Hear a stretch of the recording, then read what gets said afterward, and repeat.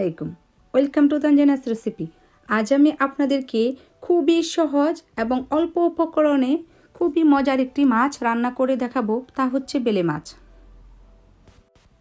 চলুন তাহলে শুরু করা যাক। আমি এখানে 400 গ্রাম বেলে মাছ নিয়েছি।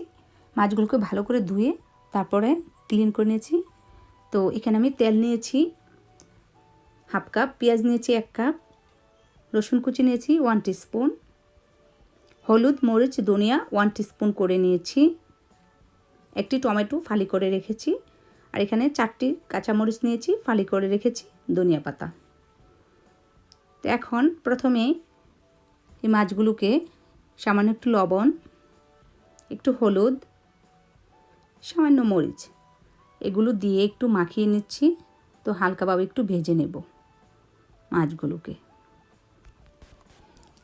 তো চুলায় প্যান বসিয়েছি, তার মধ্যে তেল দিয়ে দিচ্ছি কিছুটা। তো এখন মাছগুলো দিয়ে দিচ্ছি। আমি সবগুলো মাছ একসাথে ভাজবো না, আমি প্রথমে 4টি করে ভেজে নেব। আর সবগুলো মাছ একসাথে ভাজতে গেলে অনেক সময় বেলে মাছটা মানে ভাজার পরে অনেকটাই সফট থাকে, সেজন্য ভেঙে যেতে পারে বেশি করে একসাথে ভাজলে। তো এখন নিচের পিঠটা যখন হবে একটু লাল, তখন উল্টিয়ে দিতে হবে। উল্টিয়ে তারপরে এই পিঠটাও ভেজে নেব। তো এইভাবে করে আমি সবগুলো মাছ এভাবে করে আমি ভেজে নিচ্ছি।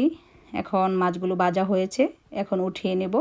আর বাকি মাছগুলো আমি এভাবে করেই ভেজে নেব।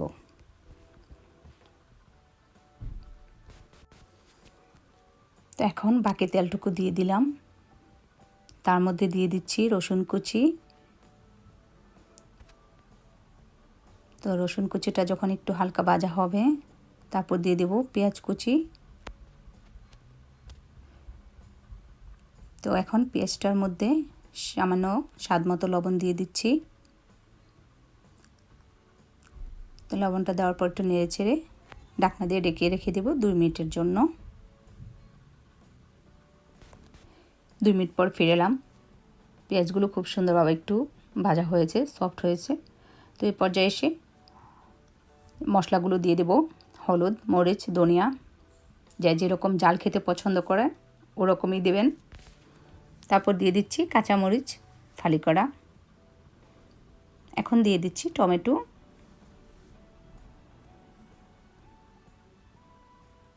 তো এখন সামান্য একটু পানি দেব যেন মশলাটা তলায় না লেগে যায়। এখন 2 মিনিটের জন্য একটু ঢেকে রেখে দেব। 2 মিনিট পর ফিরলাম। তো এখন একটু নেড়ে চেড়ে পরিমাণ মতো পানি দিয়ে দেব, মানে যতটুকু লাগবে। তো খুব সুন্দর এক বলক এসেছে। এখন এই পর্যায়ে এসে মাছগুলো দিয়ে দিব। তো মাছগুলো দিয়ে হালকাভাবে একটু নেড়ে ছেড়ে দিচ্ছি।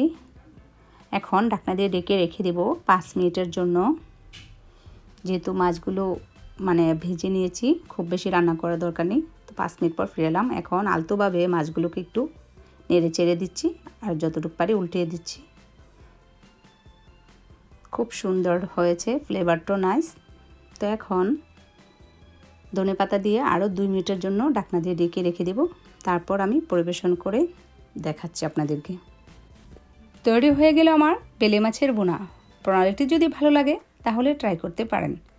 আপনারা যদি আমার রেসিপি দ্বারা উপকৃত হন তাহলে প্লিজ আপনাদের ফ্রেন্ডস এবং ফ্যামিলিদের সাথে শেয়ার করুন, এবং আমার ভিডিওটি লাইক ও চ্যানেলটি সাবস্ক্রাইব করুন, এবং আমাকে কমেন্ট করে জানাবেন কেমন হয়েছে। তো আজ এই পর্যন্তই। সবাই ভালো থাকুন, সুস্থ থাকুন। আল্লাহ হাফেজ।